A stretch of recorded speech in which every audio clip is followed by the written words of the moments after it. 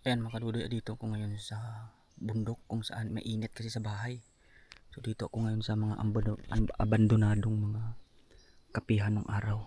Tsaka medyo malilim dito. Ako naman ay nag-iikot-ikot. Ako ay naghahanap-hanap ng pang-ulam.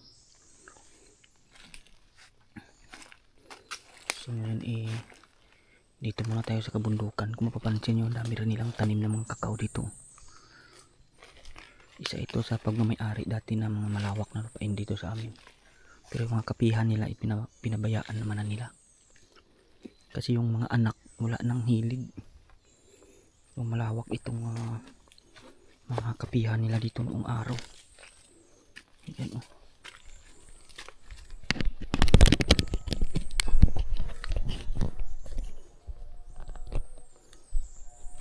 Yan, kung mapapansin ninyo, malawak na itong mga kapihan nila dito. Lalaki pati ng mga puno.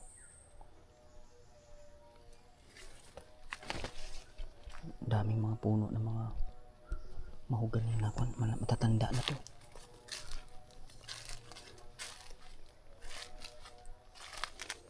Kung mga kadudoy ay nagdadahan-dahan gawa ng baka kasi may mga ibong labuyo dito yung manok na labuyo ba, daladala ko kasi yung ating pinamamaril sa ibon. Ako mamaya ay maghanap ako ng lahok ng pang tinula ko doon pagdating. Tingnan nyo naman mga kadudoy yung mga ganyang klase ng kahoy noon. Marami pa dati mga kadudoy doon sa malaking bundok na mga ganito yung estilo ng mga ugat oh. Sobrang laki pa dito dati oh. Yan, grabe laki ng ugat ng puno na to. Yan oh. Yan mga kadudoy, yan, lalaki pa yan. Yan, lalaki pa yan. Maliit pa ang katawan nito, lalaki pa to pagdating ng panahon. Pwede mong gawing lamesa yung kanyang kuno. Isang gayat lang ng kanyang tawag, ugat. Pagkalaki, ang lalapad oh. Pwede mong gawing taguan oh. Yan mo naman oh. Grabe, parang bangka oh. So yan mga kadudoy, grabe yung dito. Kahoy na oh. Hindi na masyado kalakihan pero nawawala na kasi itong mga ganitong mga kahoy noon.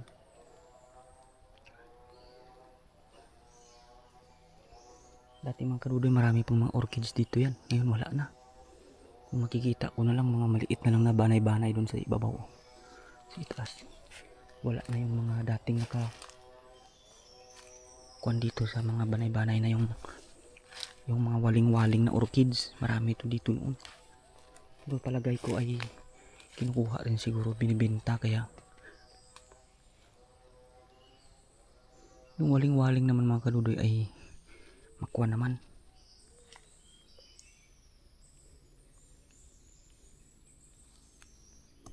Mabango. Pero hindi siya kasikatan, pero siguro sa tinagal-tagal ng panahon, siguro na ano na ng mga tao dito na kuhanin pa rin saka ibenta sa palengke kasi mahirap na naman makakuha ng mga ganon. Pero pag ganoon ng mga orchids mga kadudoy, ako ay mayroon pang alam sa bundok na marami pa talaga yun doon. Sana pagdating ng araw, pag medyo maulan na, mapuntahan ko doon kasi hindi ko kaya ngayon doon, tag-init. Grabe ang init.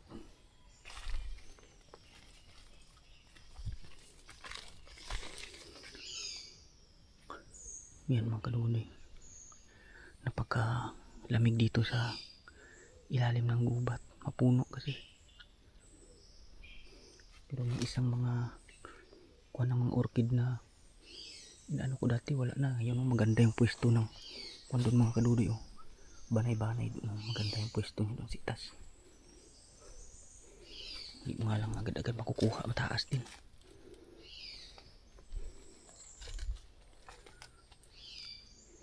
So yung may mga niyog din sila dito kaso hindi kasi lalaki agad pag ganyan. Gawa ng daming kahoy, hindi siya lalaki. Yung mga niyog bansot, matanda na yan pero Aliit ng katawan.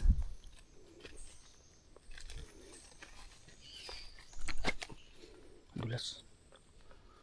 Ganda ng mga ano. Tayo ay mag-jungle. Kuhan muna tayo.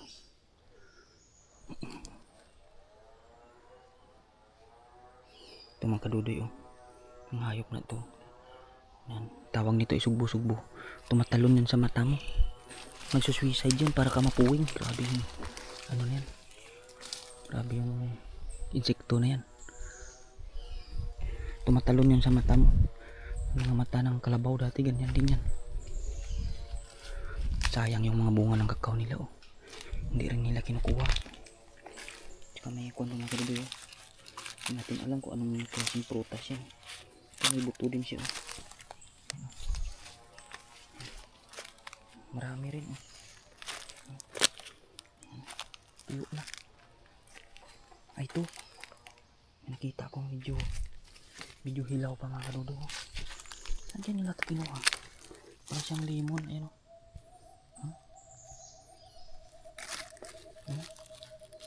Saan kaya itong puno nito? Ay, dami mo. Langgam na nangagat mga kadudoy. Ayan, dami. Oh, parang ang lemon mga kadudoy. Ayan siya oh. Saan kaya yung puno niyan? Saan kaya nagmula yung ugat na yan? Parang siyang baging.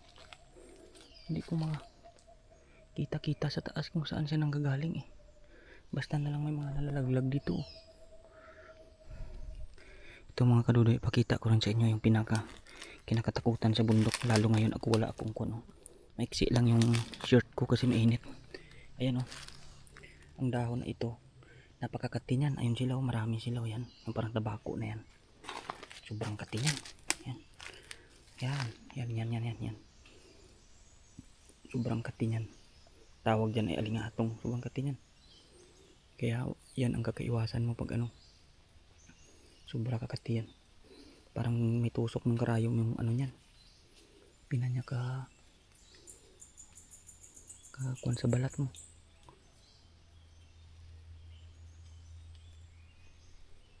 Yan mga kadudoy. Ano yun? Mga kadudoy, para may tumunog ah. Ano kaya yun?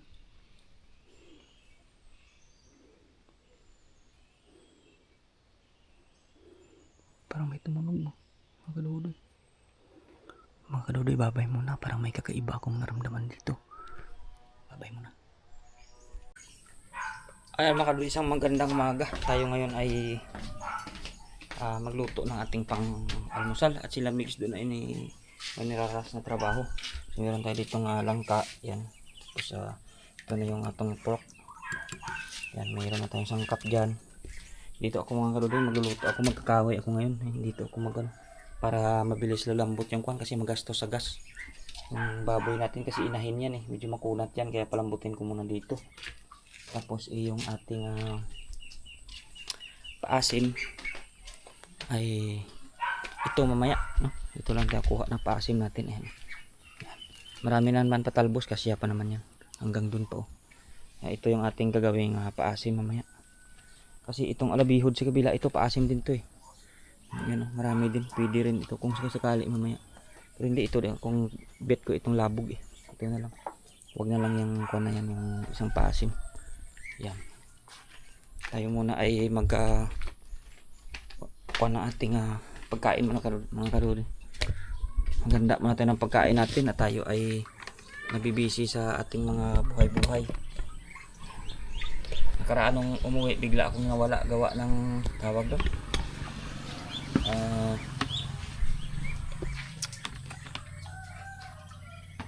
May nakasalubong akong tawag doon, tao doon ba? Kaya ako naman nagtago. Nagayat naman tayo ng kuha natin. Panggisa natin para paano nilasa naman yung ating tinula. Tinula ba tawag sa inyo? Basta kami gano'n. Yung tinula ay hindi lang manok. Basta yan, tago natin yung iba para magamit sa ibang lutuin. Mga kadudoy, talagang na ulan-ulan na, pero alanganin pa talaga yung... Ay, shoutout pala doon kay Mami. New Jersey pala yung sabi niya, hindi pala siya taga Canada. Mali-mali na tayo mga kadudoy, hindi na natin alam kung saan na nakatira yung ating mga subscribers. Kuha lang muna ako ng lagayan ng sangkap mo.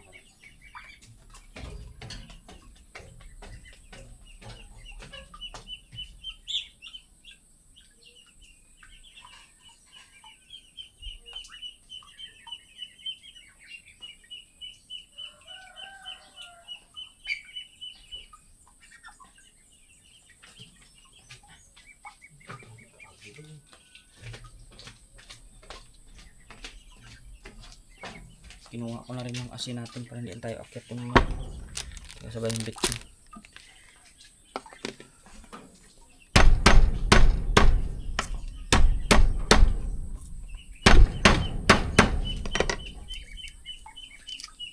Alanganin pa mga kadudoy talaga yung trabaho natin, no? Hindi pa makakapag-araro. So linis-linis lang muna yung gagawin natin dyan. Tsaka hindi ko naman to gasinong inaano pa, gawa ng pakalagkit pa ng lupa. Hindi pa ako makapag-ayos ng mga pilapil kasi pag itinusok mo yung pala ay malagkit pa. Bunsod ng kuan, gawa ng tawag doon. Langanin pa yung ulan na dumadating. Pero maganda naman yan pag medyo may tubig-tubig na yung palayan kasi hindi na malagkit yan pag binubungkal ng pala. Kung ganyan na ganyan pa lang yung kanyang kapasidad kung baga ng tubig ay alanganin. Hirap yan, doble ang trabaho natin yan pag ganyan. Nahihirapan tayo, mapagod tayo nyan kagawa pag ganyan.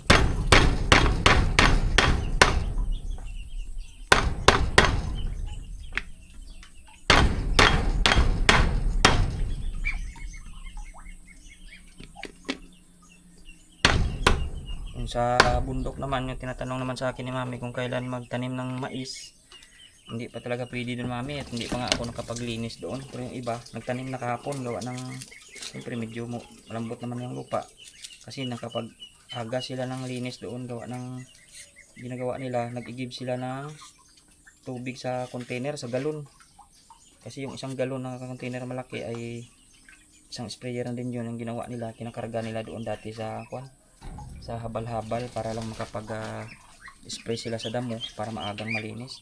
Kung sa akin naman kasi hindi naman ako marunong, saka wala naman akong nasusuhulan na mag-igib doon.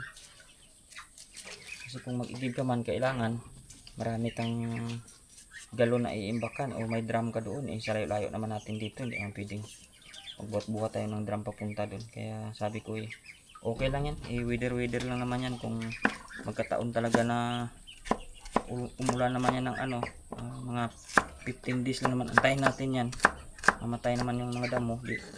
Pag nag-init yan, kahit mga ilang araw naman matuyo-tuyo ng kunti, pwede na naman ay natin na linisan kaagad. At saka kahit mahuli na lang tayo siguro, sabi ko importante magtatanim pa rin tayo kahit huli-huli na, kasi minsan di rin natin na kontrolado yung presyo. Minsan pabor din pag nahuli ka, pag wala na halos mais na lumalabas, ay minsan nagmamahal na rin yung presyo niyan.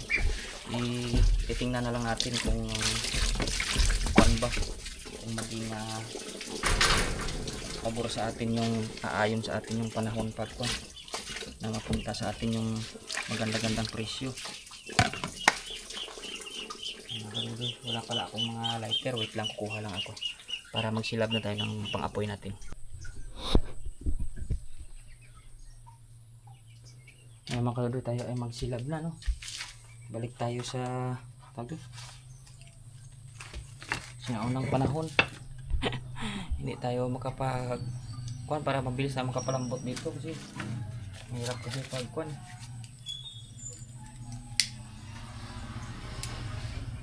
mahirap kasi pag tawag doon.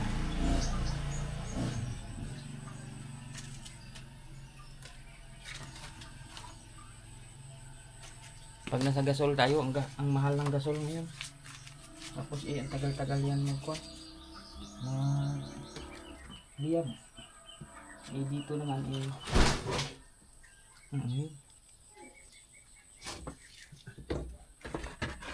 marami naman tayong kahoy.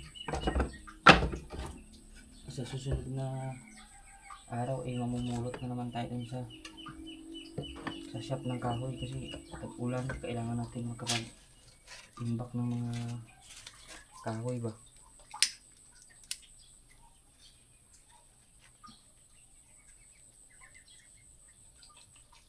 Medyo hindi maganda yung kuwan ngayon, gawa ng medyo may moist nito ng kuwan, tag-ulan ba. Pero pag ito'y tag-init, nako, saglit lang liliyab yan. So ito mga kahoy naman natin mga kaluluy, tuyo naman na ito. Galing ito doon sa shop natin. Ito yung mga purong mahogany. Ano, bilis na yan. Yan naman ay pag may baga na yan maya, ay dire-diretso naman yan.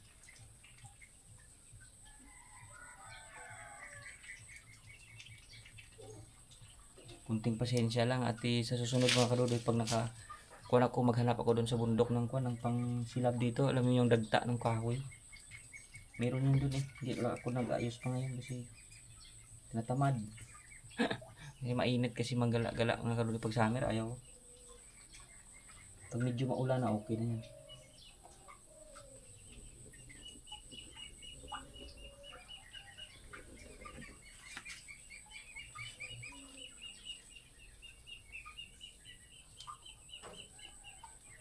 Niliyap na mga kaluluy, abangan nyo na lang yung ating pagluluto mamaya. Ayun, babay na muna. Ayun mga kaluluy, medyo ayan o, tuyo naman yung ating kawali. Masirit na yung tubig. Bilis na naman to, marami tayong kahoy.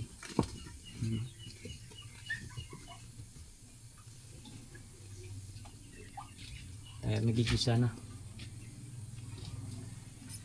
Ay mga kaluluy, pasensya na talaga kayo at minsan talaga hindi talaga natin na ano na yung ating mga upload ganap-ganap dito sa buhay. Pero tayo ay mag-upload pa din naman mga kaluluy, pero siguro madalang-dalang lang kasi busy naman tayo. Pero pagdating naman ng panahon nyo na tuloy-tuloy naman yung gawaan natin dito matagal-tagal naman tayong magkakasama ulit. Kaya natin kunting mantika lang mga kaluluy kasi baboy naman yung pang lahat natin, kaya mataba din yun. Ayan na natin.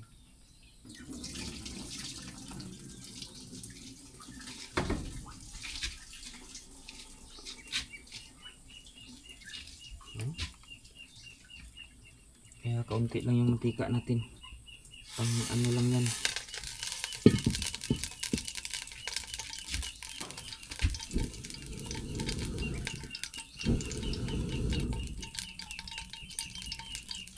Daming apoy. Bigay natin muna yung dalawa. Sige, sabay na natin para sabay na magkano.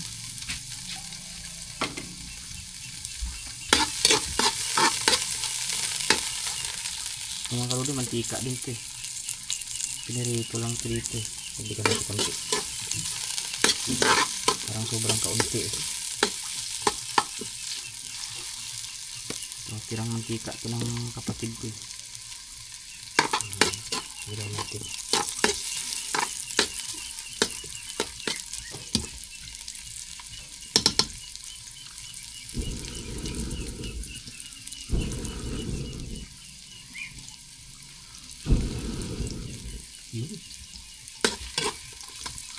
Siguro mga kaluluy, marami na ngayon talaga sa panahon ngayon, hindi na nagamit-gamit ng kahoy, no?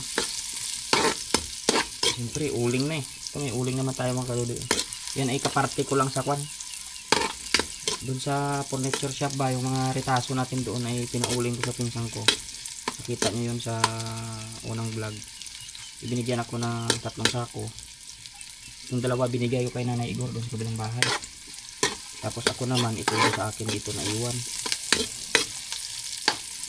Kasi bibira man akong luto dito. Puling. Yun o.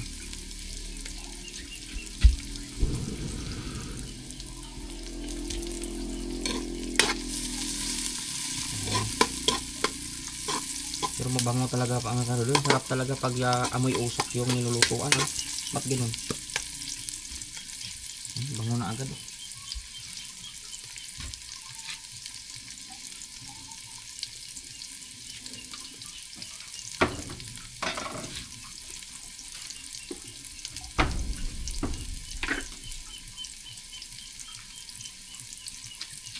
Yung ginagawa ko mga karudoy, pag baboy pala yan, bago ko igisa yan dyan, inaasinan ko muna yan, nilalamas ko para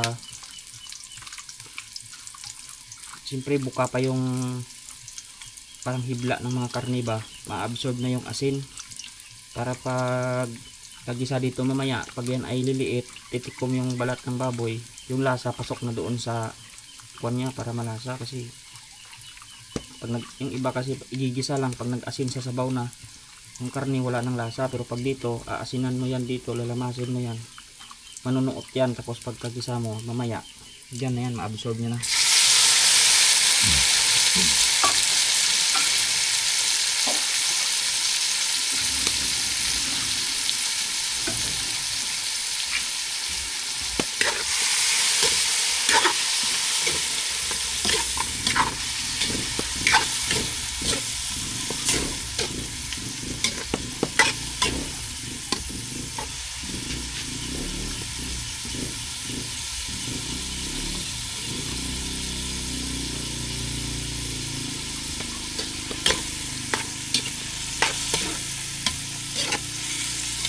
Yan mga kaluloy, takasin lang natin yan, tapos tutubigan ko mamaya at titingnan na lang natin mamaya kung masarap din kaya. Lagyan ko na rin yan ako. Aray ko, naano ako ng kahoy dito mga kaluloy. Sabi yung paa ko, grabe, masakit. Ibitsina na natin, dadagdagan na lang natin mamaya sa sabaw pa medyo kinulang pa. Parang hindi nalabas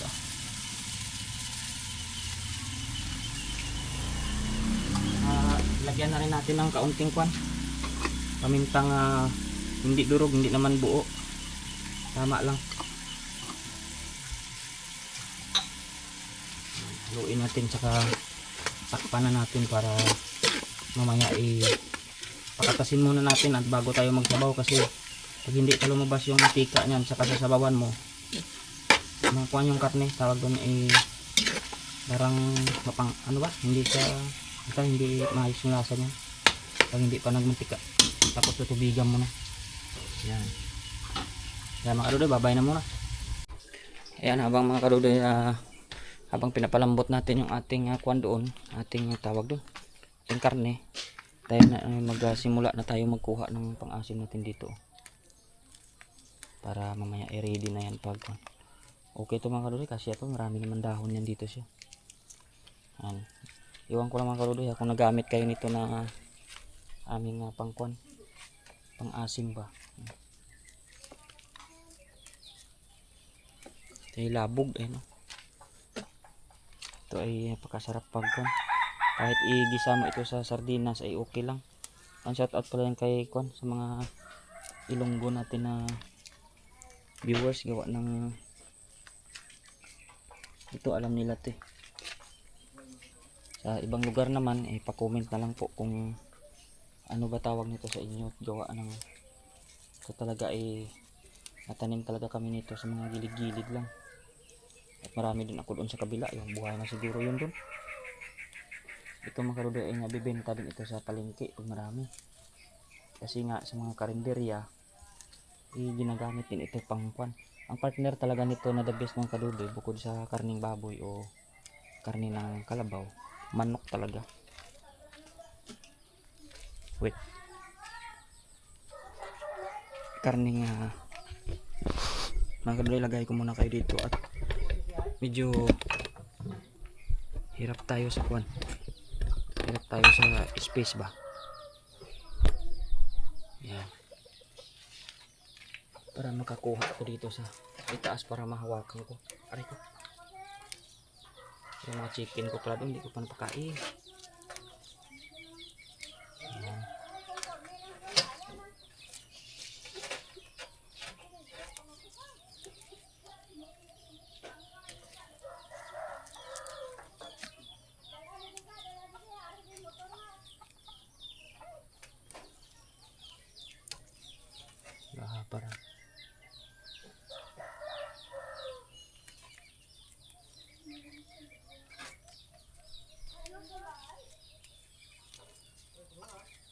Para mga kaludoy, abangan nyo yung masarap na pinaulam mamaya. Sigurado masarap ito kasi labog yung pang-asim natin.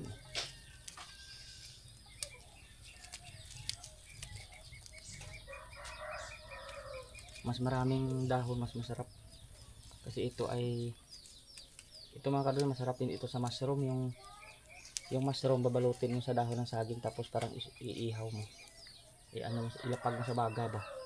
Itong masarap na panlagay. Asin lang, tsaka mga konting palasa lang. Solve na pag mayroong ganitong kayong paasim sa malapit sa bahay ninyo. Pag mushroom, balutin sa dahon ng saging, tapos saka ilagay. Yan. Okay na to mga karuday, marami-rami na to. Yan, dagdagan ko na lang mamaya sakaling kulang. Yan, labog. Mga karuday, babay na muna. Tayo ay magluto na. Ay mga karuday, pasensya kayo, nagubad akong damit. Sobrang init kahit maaga pa, no? Mga 8 pa. Ito na yung ating luto. Ayan. Ayan. Ayan yung ating langka at saka baboy. Nagubad ako ng damit kasi nagbilad ako ng palay. 2 sako pang bigas namin. Kaya sobrang init mga karuday. Abangan nyo na lang pag nakakain tayo mamaya. Thank you so much sa mga bagay-bagay na magkakasama pa rin tayo, no? Kahit wala masyado tayong vlog ngayon o ganap-ganap sa buhay, ganun talaga.